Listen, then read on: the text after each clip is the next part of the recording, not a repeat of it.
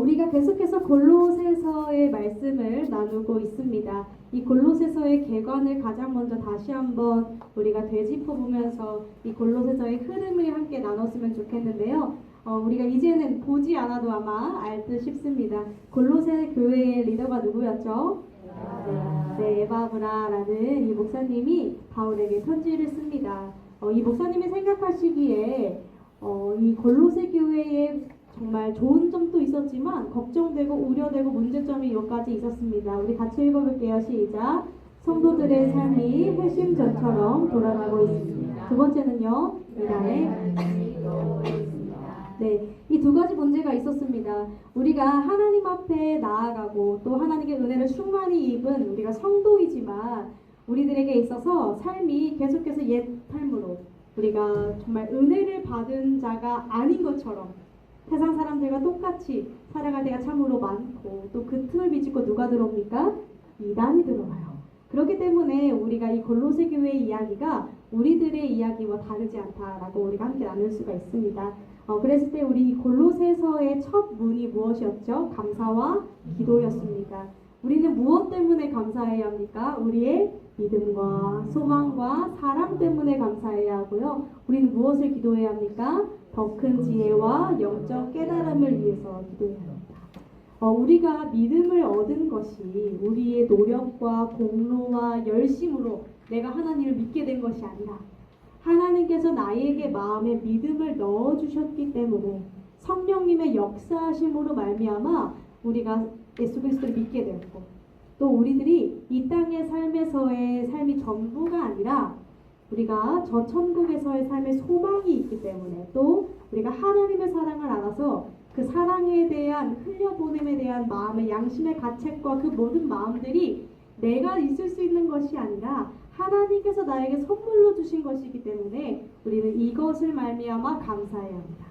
또 두 번째로는 우리가 날마다 구해야 하는 것은 내가 주님을 더 알기를 원합니다. 더 큰 지혜가 나에게 있기를 원합니다. 영적 깨달음이 날마다 하나님에 대한 깨달음이 있기를 소망합니다가 우리의 고백이어야 한다는 것이죠.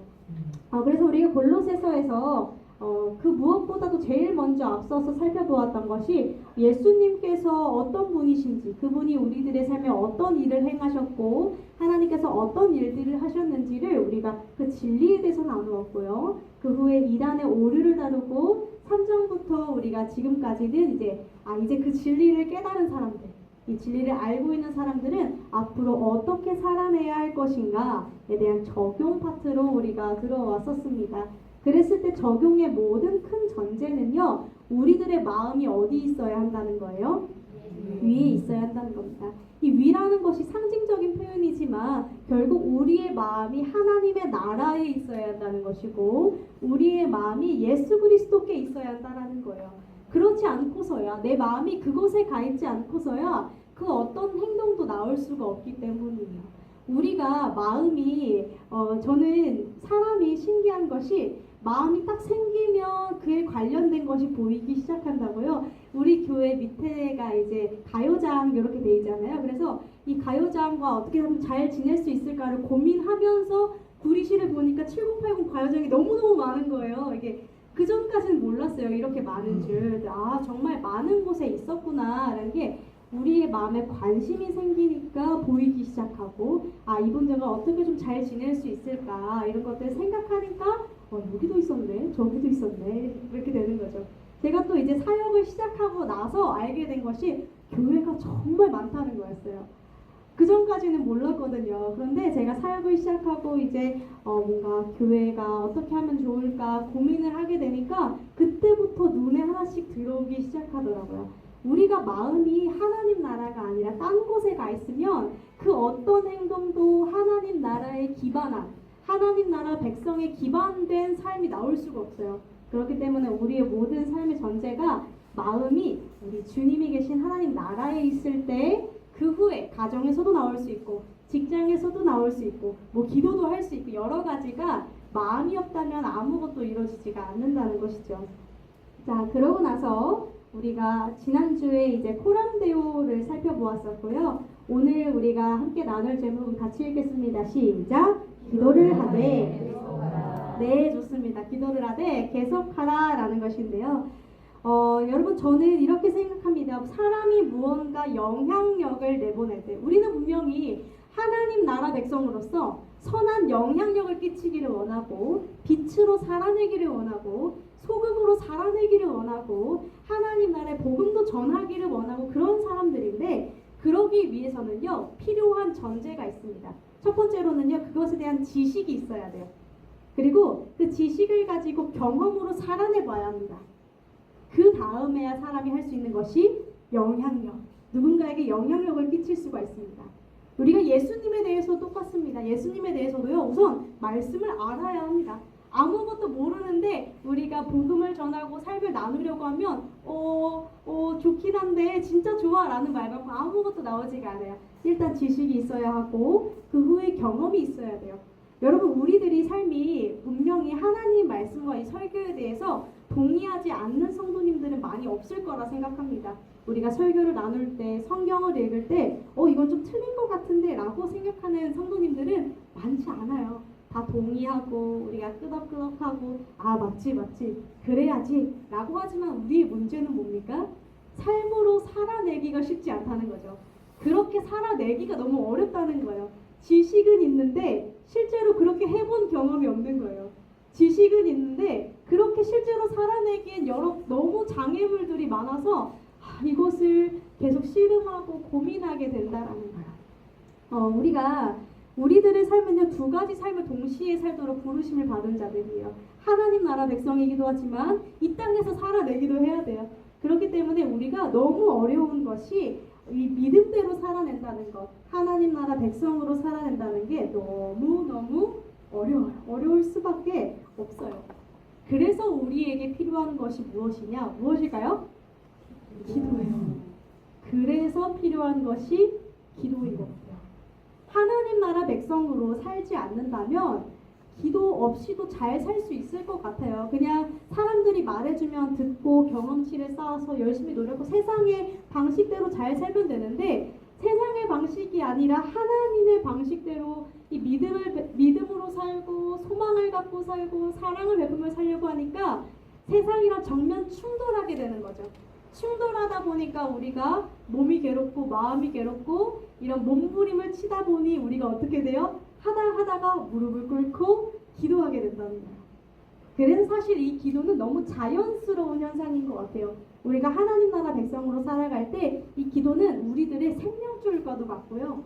우리들에게 있어서 정말 기도 없이는 살아갈 수 없다라는 고백들은 이 믿음의 선배들이 정말 이런 고백을 많이 하시잖아요. 이런 고백은 진짜 그렇게 하나님 뜻대로 살아가려고 몸부림친 사람들이 삶의 단전에서 우러나오는 고백이지 않나 이렇게 생각을 해봅니다. 여러분, 그런데 우리가 어떻게 기도할 것인가 라고 했을 때 성경은 무엇이라고 말하냐면요, 그냥 계속 기도해 라고 말합니다. 항상 기도에 힘써 라고 말을 합니다. 여기서 뭐라고 말하냐면요, 기도를 계속하고 그냥 계속해 라고 기도에 감사함으로 깨어있으라 라고 말하고 있다라는 거예요. 여러분, 저는 이 기도를 계속하라는 말에 우리가 좀 집중해서 생각해 볼 필요가 있는 것 같아요. 여러분, 기도를 계속하라는 말이 365일 24시간 내내 기도의 장소에서 기도원에서 주구장창 매일매일 살라는 뜻일까요? 그건 아닌 것 같아요. 그죠? 왜냐하면 우리가 아까 전에 보니까 가정에서도 잘 해야 된다고 그랬고 직장에서도 잘 해야 된다고 한 걸 보니까 24시간 365일을 기도만 하고 살라는 아닌 것 같아요. 그러면 이게 무슨 뜻인가 한번 생각해 볼 필요가 있겠죠. 기도는 여러분, 우리가 기도에 대한 것은 모든 영역에서 기도할 것을 말해요. 기도를 계속하라라는 말은요, 나의 삶의 모든 영역에서 기도하라라는 말과 같다라는 거예요. 모든 영역을 하나님과 함께 하라. 모든 영역을 늘상 기도하면서 주님과 동행하고 주님의 뜻을 구하고 주님이 어떤 걸 더 좋아하실지를 고민하고 씨름하는 자리를 매 순간 가져라라는 거예요. 이것이 우리가 사실 삶을 살아가다 보면 삶에 너무 많은 영역들이 있어요. 크게는 우리들의 인생에 뭐 가정에 대한 영역이 있고 또 돈에 대한 영역도 있고요. 진로, 우리가 직업에 대한 영역도 있고요. 또 우리가 사랑에 대한 영역도 있고요. 우리의 취미의 영역도 있고 여러 가지 영역들이 있죠. 근데 우리가 흔히 기도를 할 때에 어떤 것은 하나님께 지혜를 구하고 하기도 하지만 어떤 건 그냥 기도 없이 우리의 삶과 그동안 삶의 데이터베이스대로 경험대로 주변 사람들의 말대로 그냥 하나님을 배제한 선택을 내릴 때도 참으로 많거든요. 근데 우리가 너무 중요한 게 계속 날마다 주님과 소통하면서 모든 나의 삶이 주님과 함께 동행하기를 꿈꾸라라고 말하고 있다라는 거예요. 여러분 혹시 여러분들의 기도 스타일은 좀 어떠신가요?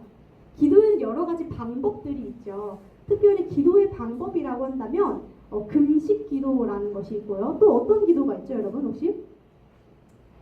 기도가 제가 생각하기에 새벽 기도도 있고요. 또 어떤 기도가 있냐면 부르짖어서 하는 기도가 있고요. 또 어떤 분들은 침묵 기도, 그러니까 아까는 통성 기도고 지금 침묵 기도 하는 경우도 있고요. 또 어떤 경우에는 합심 기도, 우리가 다 같이 모여서 할 때 하는 기도가 있고요. 나는 개인 기도, 내가 골방에서 홀로 하는 개인 기도를 좀 더 선호하시는 분들도 있고요. 기도의 방식은 되게 다양하죠. 기도의 방식, 또 작정 기도, 나는 정말 시간을 정해놓고 그 시간에 동일하게 하나님께 꿇어 엎드리는, 또는 나는 1시간을 길게 잡는 분들도 있어요. 1시간, 2시간, 3시간을 한 번에 하는 분들도 있고, 어떤 분들은 나는 길게 집중이 잘 안 돼, 하루에 아침, 뭐 점심, 저녁 30분씩 끊어서 할 거야 하는 분들도 있고요. 기도의 방식은 되게 다양합니다. 성경에서도 어떤 성경에서는 새벽 기도를 말하기도 하고, 어떤 성경에서는 통성 기도를 말하기도 하고, 어떤 성경에서는 탄식 기도, 눈물만 툭툭 흘리는 기도를 말하기도 하고요. 어떤 성경에서는 우리가 모여서 함께 기도해야 된다라고 말하기도 하고요. 어떤 성경에서는 홀로 기도하라라고 말하기도 해요. 여러 가지 기도에는 다양한 방법들이 있어요. 그런데 저는 이것이 사람마다 기도의 스타일은 조금씩 다 다르다고 생각해요. 나랑 잘 맞는 기도 방식이 있어요. 그런데 여러분 그거 아세요? 나랑 잘 맞는 기도 방식을 알려면 기도를 해야 알 수 있어요. 그래서 성경에서는 기도를 그냥 하라라고 하는 거예요. 일단 해야. 하지 않는데 어떻게 알아요? 하지 않는데 어떻게 알아요? 해야 아는 거예요, 여러분. 나의 스타일, 내가 하나님과 소통 방식이 어떨 때 제일 잘 되는지는요, 해야 알 수 있어요. 정말이에요. 저는 우리 목사님께서는요, 조금 더 강력한 통성기도, 정말 부르짖어 하는 기도를 정말 평생을 그렇게 하나님과 소통하셔 오셨던 분이세요. 근데 저는 목사님의 방식을 너무너무 존경스럽게 여기지만 저는 조금 기도 스타일은 살짝 다른 편이에요. 어떤 편이냐면 저는 묵상 기도를 되게 좋아해요. 묵상 기도는 어떻게 하냐면 항상 저에게는 기도 수첩이 있어요. 기도 노트가 있고 기도 수첩이 있어서, 그리고 성경책을 펴두고요. 이 시편 말씀을 읽으면서 이 시편의 저자가 어떤 상황이었는지, 어떤 대화를 했는지를 읽으면서 그의 마음을 알고, 그리고 그걸 적어보면서 그 기도를 실제로 슬슬 읊어보면서 하나님 나도 이런 고백이에요 라고 하면서 하다 보면 한 2시간 훌쩍 지나요. 그러다 보니까 부르짖어서 하는 기도는 잘 안 나오고요. 오히려 쓰면서 눈물이 뚝뚝뚝뚝 떨어져요. 그러니까 이거는 저만의 방식이죠.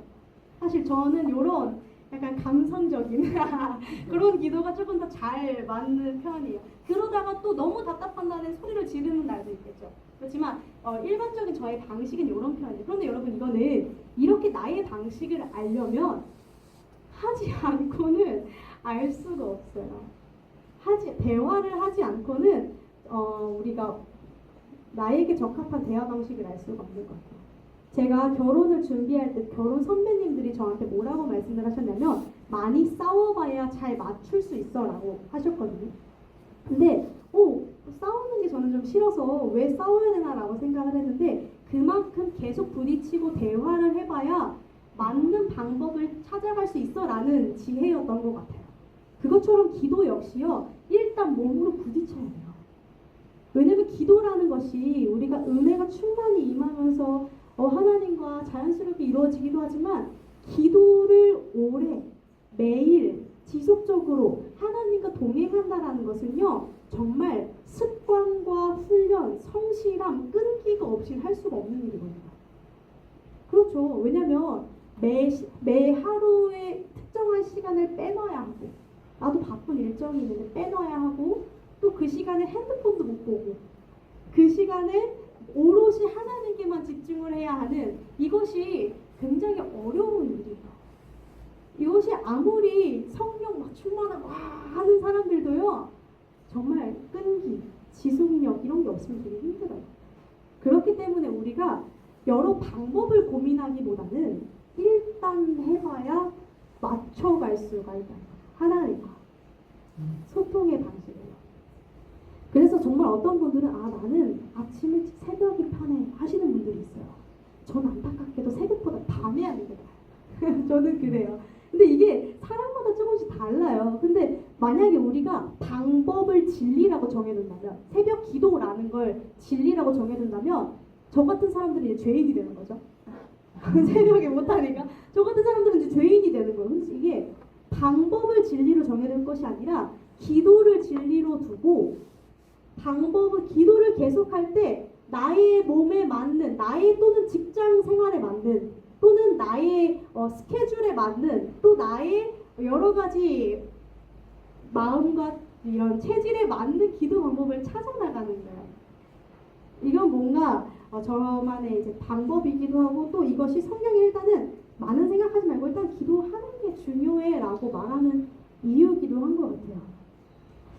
여러분 우리가 모든 일상을 주님과 함께 하듯이 해야 하는데요. 또 그래서 주님은 때때로 우리들에게 시즌마다 고난과 아픔을 주시기도 해요.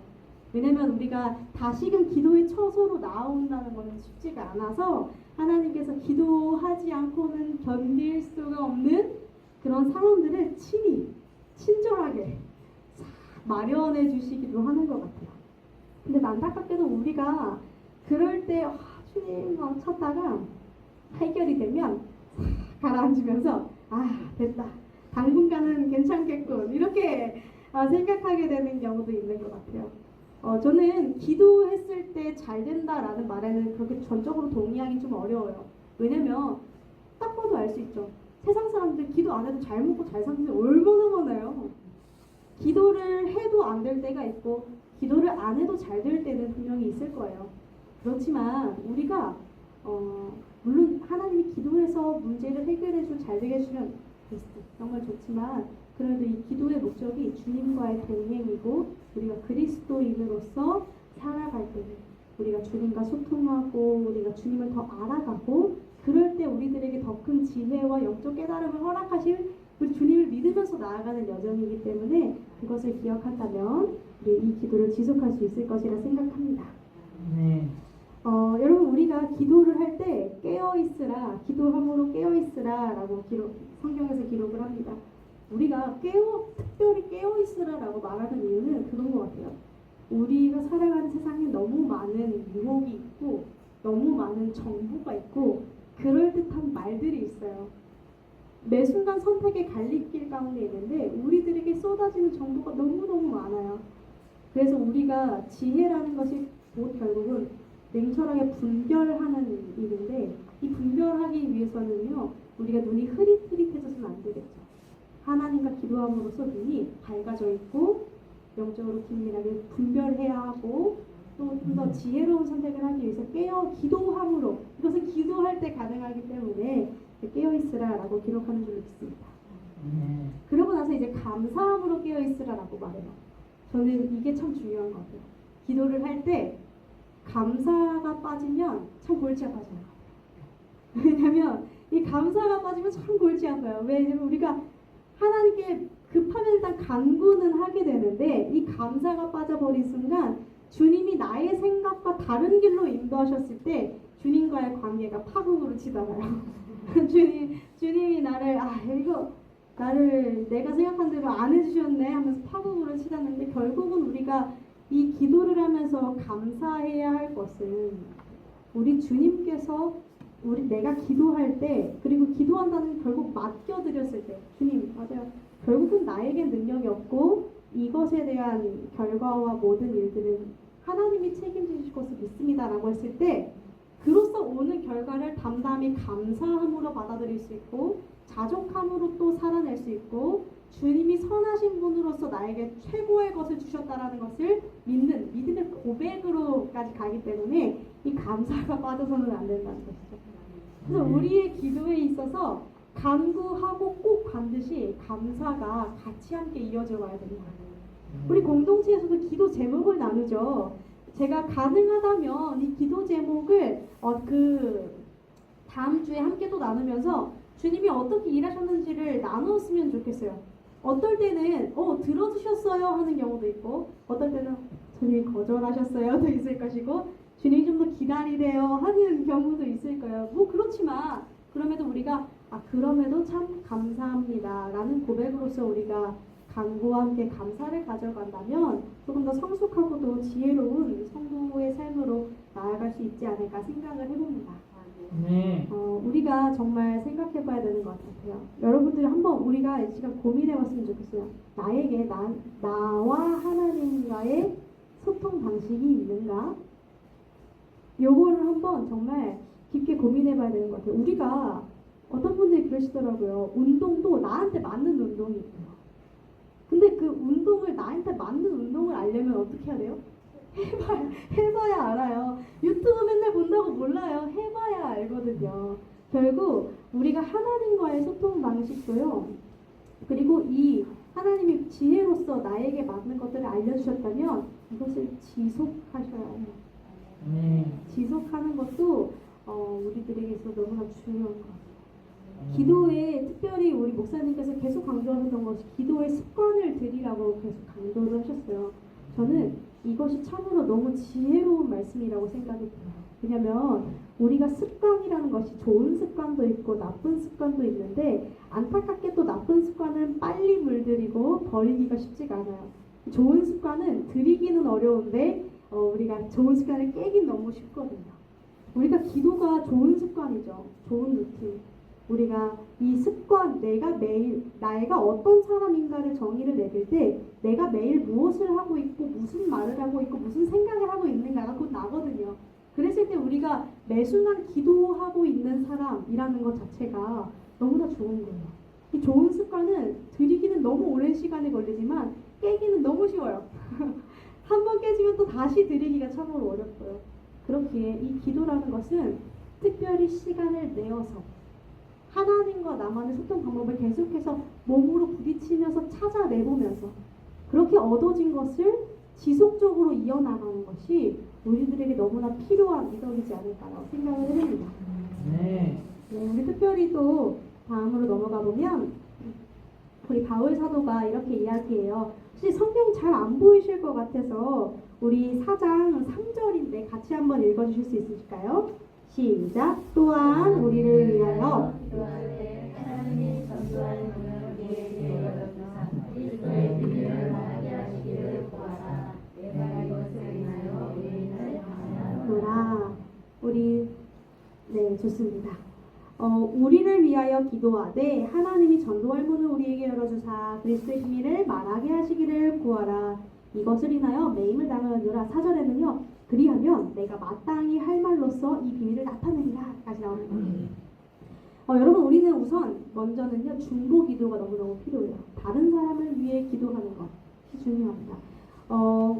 제가 중보 기도는 사실 우리 김 권사님께 진짜 많이 배웠어요. 김 권사님 보시면 노트에 빼곡하게 적혀 있었어요. 빼곡하게 뭐 누구 이 기도 이거도 빼곡해서 정말 그 노트가 헐어질 정도로 그것을 매일 보고 기도를 하셨거든요.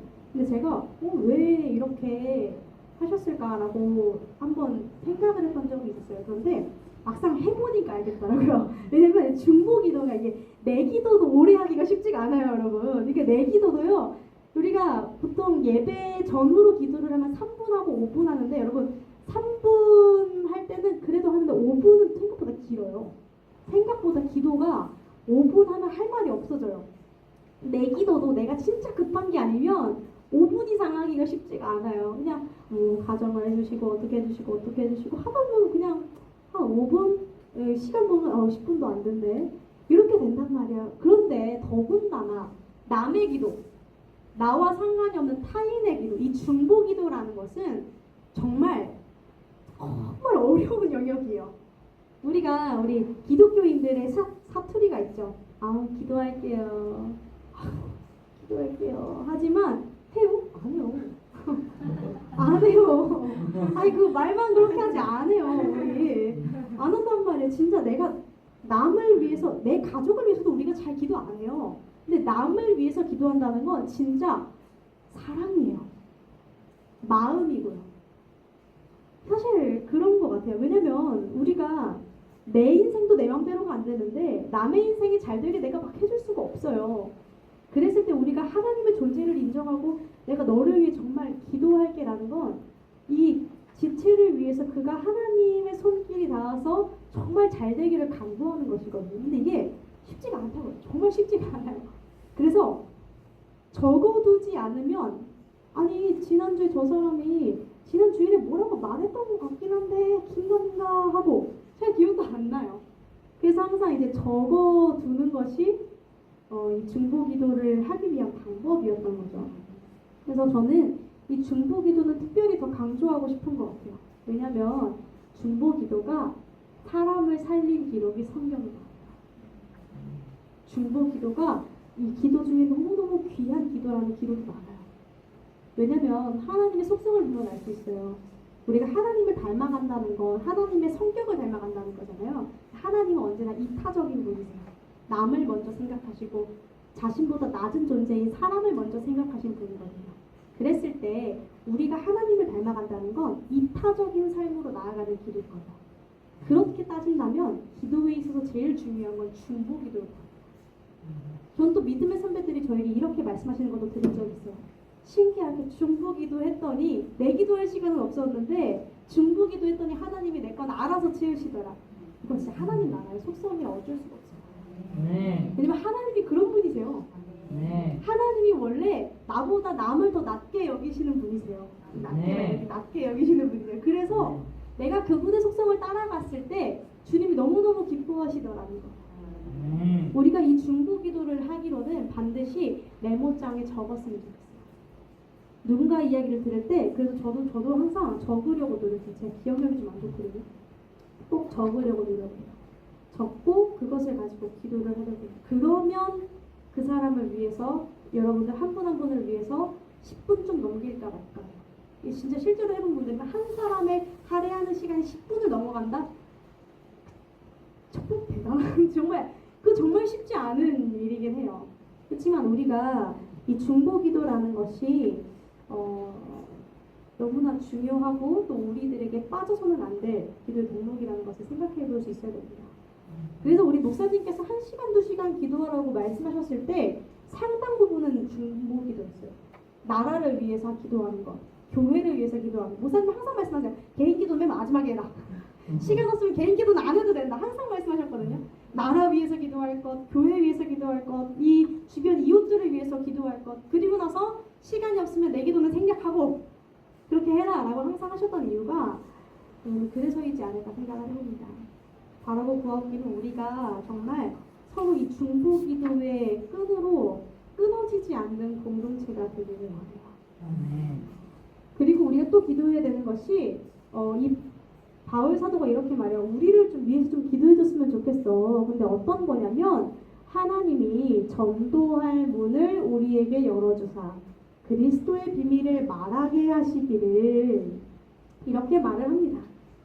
여러분, 전도라는 것이 또 선교라는 것이요, 직접 필드에 뛰는 것만이 전도가 아니고 필드에 뛰는 것만이 선교가 아니에요. 누군가는 필드에서 뛰는 선교사님들이 있어요. 근데 우리 모두가 다 아프리카로 가지는 않는단 말이에요. 그랬을 때 우리는 무엇을 해야 하는가? 내가 있는 자리, 어떤 분들은 이렇게 표현해요. 선교가 보내짐을 당하는 선교가 있고요, 보내는 선교가 있어요. 그래서 선교사님들을 후원하기도 해요. 그래서 보통 선교사님들은 그냥 맨몸으로 가는 경우는 잘 없어요. 교회에서 파송을 해요. 그래서 보통 어떻게 하냐면 선교사님들은 주파송 교회라고 해가지고 교회가 딱 있어요. 그럼 어떻게 되냐면 만약에 우리 교회 주파송 선교사님이 있다면 어떻게 되는 거냐면 우리 교회에서 땡땡땡 선교사님의 생계를 책임지는 거예요. 책임져서 그분을 그곳으로 보내요. 그분이 사역하시도록. 그리고 우리는 주기적으로 그분께 보고를 받겠죠. 아, 지금은 이런 사역 중이고 이렇게 하고 그래서 그 기쁨을 함께 누리는 거예요. 그랬을 때 내가 직접 아프리카에 가지는 않았지만 나는 함께 그 선교에 동참한 것이죠. 그분을 위해서 헌금으로 함께 보탰고 그 사역이 이루어지기를 했고 또 우리가 그분을 위해 기도했습니다. 우리가 생각해 봐야 되는 것이 전도도 선교도 돈으로 하는 건 아니에요. 그렇지만 돈이 필요해요. 그죠? 어쩔 수 없이 그래요. 그랬을 때 우리가 선교라는 틀을 조금 더 넓게 생각하면 좋을 것 같아요. 전도라는 틀도 좀 더 넓게 생각해도 좋을 것 같아요. 우리가 누군가는 정말 하나님께서 가라 하시는 분들이 있어요. 몸으로 뛰는 사람들도 있어요. 내 시간을 할애해서. 또 그렇지만 누군가는 뒤에서 서포트하는 역할을 했단 말이에요. 이 지금 바울이 말하는 건 우리를 위해서 이 서포트를 해줘라고 이야기를 하고 있어요.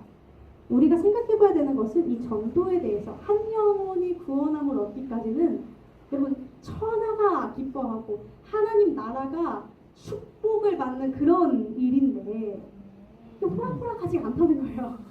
그냥 교회 한다고 해서 그래 하고 가지 않는다는 거예요.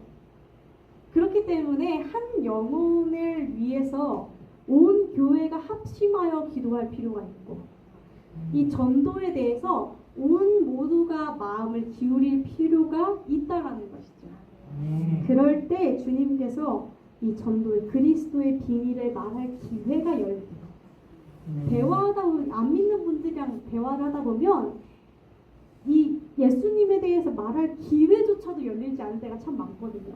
아예 귀를 그냥 막아버리시는 분들도 참 많아요. 그분들이 마음의 문이 열리는 것. 여러분 이게 백날 똑같은 얘기를 해도 마음이 열려야 들리잖아요. 우리가 성도님들, 우리들도 말씀이 들릴 때도 있고 안 들릴 때도 있는데 이 마음이라는 것이 주님이 주관하시고 열어주시지 않으면 절대로 되지가 않는 거예요. 특히나 더군다나 비그리스도인들은 더 안 했죠. 그랬을 때 우리가 하나님 전도할 문을 열어주사 주님 이 그리스도의 비밀, 이 복음의 비밀을 이 기쁜 소식을 전할 수 있도록 우리가 기도해야 하는 줄로 믿습니다. 우리가 생각해 봐야 되는 것이 한 사람이 예수님을 믿으려면 먼저 예수님에 대해서 깨달은 누군가가 말을 해야 하죠. 말을 하려면 또 말을 듣는 대로 바로 믿는 것도 아니에요. 성령님이 그 비밀을 듣는 자의 마음을 열어주셔야 하고요. 이 역사가 없이는 아무것도 일어나지가 않죠.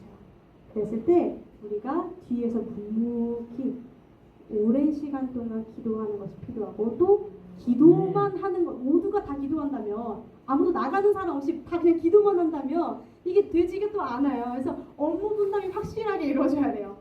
누군가는 뛰쳐나가는 사람들이 있어야 되고 또 누군가는 무릎이 닳도록 기도하는 사람들이 있어야 돼요. 이게 우리가 이 공동체가 같이 기도하면서 내 역할이 무엇일까를 곰곰이 고민해 보셨으면 좋겠어요. 물론 우리가 둘 다 할 수 있으면 베스트겠지만 우리의 시간이 그렇게 무한히 있지 않아서 그래서 교회마다 중보 기도팀이 따로 있는 것 같아요. 왜 그 팀을 마련해 둘까라고 생각해보면 그 팀에 들어가면 해야만 하거든요. 또 안 할 수가 없고 시간을 정해두니까 해야만 하고 전도팀을 왜 정해둘까 생각해보면 우리가 소속을 정해주지 않으면 아유 누군가 하겠지 아유 옆 사람이 하겠지 아유 이렇게 점점 이렇게 미루게 되는 것 같은데 뭔가 소속이 있으면 내가 해야 된다고? 내가 이 팀에서 해야 한다고? 라는 게 있어서 하는 것 같아요.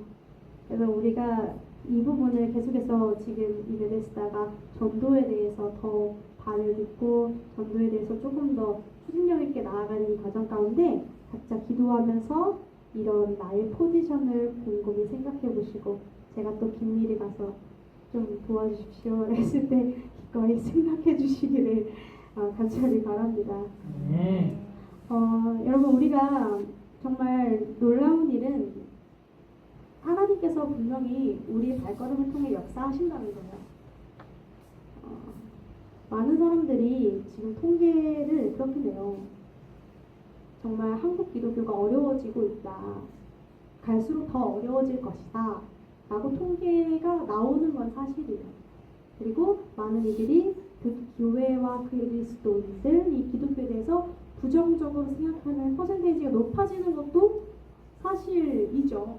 왜냐하면 이전에는 다 같이 어려운 시대였고, 그래서 교회가 조금 더 앞선 문화, 다 같이 가부장적이었는데 조금 더 평등한 문화, 조금 더 앞섰다면 이제는 기독교가 조금 더 보수적이고, 이제는 교회가 조금 더 고리타분한 위치에 있기 때문에 당연한 거라고 생각이 돼요. 그렇지만 그럼에도 불구하고 지금도 여전히 하나님이 찾으시는 영혼들은 있다고 믿어요. 네. 아무리 시대가 변한들 한들 주님이 구원에 대한 계획이 없어지지는 않다고 믿어요. 그렇기에 그 영혼들을 찾아다니는 것이 우리의 역할이라고 생각이 듭니다. 네. 네, 우리 마지막으로 함께 읽겠습니다. 시작. 지혜로 행하여 아끼라. 네, 지혜로 행하여 세월을 아끼라. 성경은 이렇게 말해요. 외인, 그러니까 비그리스도인들에 대해서는요, 지혜롭게 행동해서 세월을 아껴라 라고 말하고요. 항상 말을 은혜 가운데에서 소금으로 고르게, 소금으로 맛내게 하는 것처럼 해라. 그러면 각 사람에게 마땅히 대답할 것을 알리라 라고 성경이 이야기를 합니다. 여러분, 저는 이 부분이 상당 부분의 그런 거라고 생각해요. 저 역시도 우리가 믿는 사람들 안에 있으면 교회 사투리가 있어요. 왜냐면 은혜입니다. 예, 그렇죠. 다 하나님이 하신 것이고. 근데 우리가 이거는 경험해 본 사람들이니까 구태여 설명하지 않아도 서로 이해를 해요. 그런데 비그리스도인들은 몰라요.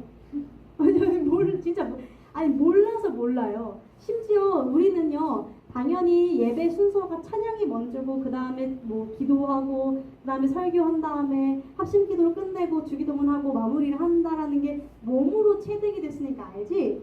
비그리스도인들은 왜 찬양을 먼저 하는지, 왜 앞에 누가 나와가지고 뭔가를 말하고 있는지, 왜 갑자기 같이 주여 하고 손은 왜 올리는지, 갑자기 저 사람은 왜 우는 건지, 저 사람은 왜 갑자기 블라블라 하는지 아무것도 몰라요. 정말 몰라요. 몰라서. 그리고 사람이 생각보다 제가 그런 얘기를 들었어요. 안 믿는 분들에게 교회 처음 갈 때 느낌이 어때? 이렇게 물은 적이 있어요. 근데 뭐라고 얘기하냐면, 그분은 이제 여자친구가 믿는 분이어가지고 이제 가게 된 분이었는데, 마치 약간 어디 던전 들어가는 기분이야. 어디 던전. 그러니까 어떤 동굴, 미지의 세계로 들어가는 기분이야. 미지 되게, 여기 뭐 하는데? 뭐야, 이거 왜 이래? 약간 이렇게 사람이 보통 낯선 공간에 가면 마음이 편한 게 아니라, 뭐야? 이렇게 우리는 여기가 너무 편하잖아요. 너무 편하고 익숙하고 당연하고. 근데 여기는 저기 막 십자가 막 있고, 심지어 우리는 그전에는 좀 더 이렇게 교회스러운 분위기였잖아요. 강대상 크게. 완전 여기는 뭐지? 약간 이런 분위기란 말이에요. 그래서 물론 그걸 다 없앨 수는 없어요. 우리도 다 이게 놓는 의미가 있고, 교회도 또 교회만의 분위기가 있으니까요. 그렇지만 이게 친절한 설명이 필요한 것 같아요. 친절한 설명이. 당연히 나의 수준과 똑같이 생각하고 말하는 것이 아니라, 우리가 마치 외국인들이 한국인이랑 말해줄 때, 아니면 우리가 외국인들과 대화할 때, 한국말로 할 때 이 속도로 말하지 않잖아요. 안녕하세요. 제 말 이해할 수 있겠어요? 이렇게 말을 하잖아요. 천천히 말해주고 배려해서 쉬운 말로 바꿔주잖아요. 그건 약간 배려죠. 그 문화에 익숙하지 않은 사람들에 대한 배려. 우리가 이런 것들이 조금 더 있다면 좋지 않을까 생각해요. 그래서 저는 그런 설교를 한번 들은 적이 있어요. 보통 이제 교회에는 자매님 비율이 높아요. 형제님들에 대한 비율은 조금 낮아요. 왜 그런 거 생각해보면 자매님들은 조금 더 마음이 울리면 있는 편인 것 같아요. 근데 이 형제님들은 좀 더 이성과 논리가 조금 더 납득이 돼야 가거든요. 근데 우리 한국교회 지금까지는 이성 논리보다 감성, 필링, 마음이 이렇게 울릴 때 그때 조금 더 이렇게 한국교회는 그런 분위기였어요. 그러다 보니까 납득이 되지 않고 믿어라고 했을 때 튕겨서 나가는 비율이 여성분들보다 남성분들이 좀 더 많았던 것 같아요. 근데 진짜 남성분들이 여성분들을 너무너무 지극히 사랑하는 경우에 간혹 교회로 오시는 경우가 있어요. 이건 당연한 게 아니에요. 여러분. 거듭말해서 당연한 게 아니에요. 미지의 세계. 우리도 시댁 가는 거 싫어하잖아요. 우리도 왜냐면 시댁은 아는데도 싫잖아요. 근데 이런 전 좋아해요. 네, 저는 좋아요. 저는 좋아하는데 우리가 예를 들어 보자면 아는 공간도 나와 같은 문화를 공유하고 있지 않은 사람들이니까 어색하고 좀 어렵고 불편한데 교회는 더 하단 말이야. 근데 이제 우리 남성분들이 주로 들어오면 나를 따라서 남성분이 내 남편과 내 남자친구가 이렇게 오잖아요. 그러면 보통 대다수의 남성분들이 제가 앞에서 있거든요. 그러면 그분들이 선택하는 방법은 눈을 감기예요. 눈을 감아요. 보통 여성분들은 잘 안 그러세요. 남성분들은 눈을 지그시 감아요. 저는 이게 내 아내를 사랑해서 내 여자친구를 사랑해서 또는 내가 데려온 이 사람이 나한테 너무 잘해줘서 오긴 왔는데 너무 불편하고 뭔지도 모르겠고 납득도 안 되니까 할 수 있는 소극적인 근데 그렇다고 뛰쳐나가진 않잖아요. 소극적인 소리 그냥 눈을 감은 거예요. 근데 보통 이렇게 되면 여자친구분들은 어때요? 이 와이프분들 지금 중요한 말씀 하고 있는데 지금 목사님이 얼마나 중요한 얘기하고 지금 이거 들어야 되는데 입 벌려야 되는데 이거 찬양에 손 들어야 되는데 막 이렇게 되는 거예요. 그럼 어때요? 남성분들은? 너무 힘들어요.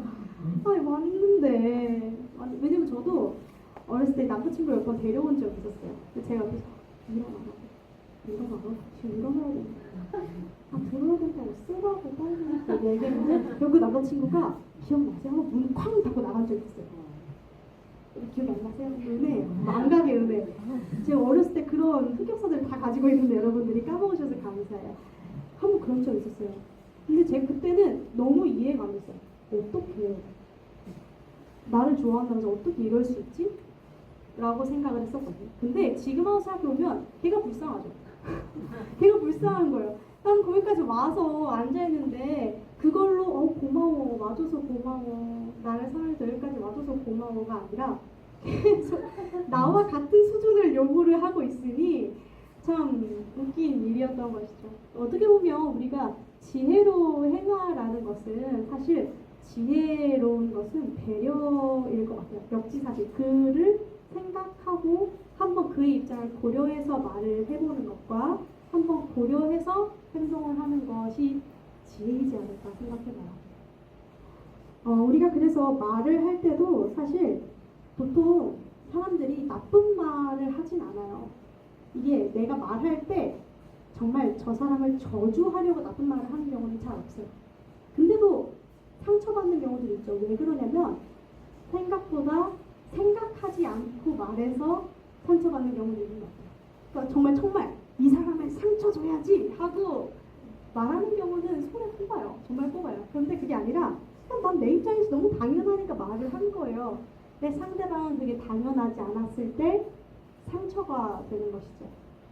그렇기 때문에 우리가 이 지혜롭게 행동하고 말하고 소금처럼 말을 내라라고 하는 것은 조금 더 그 상대를 생각해서 특히나 비그리스도인들을 상대로 했을 때 하나님의 은혜와 사랑을 모르는 사람들을 상대로 말을 했을 때 우리가 조금 더 배려하고 한번 고민해보고 대화를 나누는 것이 참 중요하지 않을까 생각해봅니다.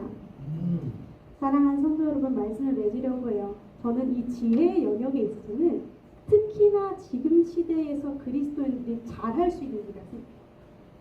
왜냐하면 점점 우리가 살아가는 세상들이 이 한국 사회가 특별히 더 경쟁, 더 1등, 숫자, 정말 돈을 최고의 가치로 여기는 시대로 가고 있어요. 점점 사람들이 마음이 많이 아파지는 것을 우리가 뉴스를 보면 알 수 있죠. 점점 더 우리가 마음의 병을 많이 가지고 있고 점점 더 마음이 아프고 이런 케이스를 많이 본단 말이에요. 왜 그럴까 생각해보면 사람들의 가치가 사랑과 정과 이런 마음이 아니라 돈의 최고의 가치를 두고 경쟁과 성취가 최고의 가치가 돼서 그런 것 같아요. 그때 제일 빛을 발할 수 있는 공동체가 교회예요. 교회는 돈 많다고 최고가 아니라 교회는요, 신기해요. 교회는 돈 많아서 최고인 곳이 아니거든요. 그런 신분이 상관이 없는 공동체가 교회예요. 그렇기 때문에 우리가 특별히 우리가 제일 빛날 수 있는 시대가 어떻게 역으로 생각해보면 지금인 것 같아요. 우리가 그런 마음을 가지고 우리가 살아갈 때 특별히 우리 교회가 이곳에서 있어야 할 이유를 찾게 될 줄 믿고 또 이곳에 상처받은 이들 수많은 영혼들을 위로하는 교회가 될 수 있을 줄 믿습니다. 아멘. 우리 이 시간 기도했으면 좋겠습니다. 우리 이 시간 함께 기도하실 때 오늘 우리가 나눴던 이 기도에 대한 것, 이 지혜에 대한 것들을 두고 함께 잠시 묵상하며 기도했으면 좋겠습니다. 우리 주여 한번 부르고 기도합니다. 주여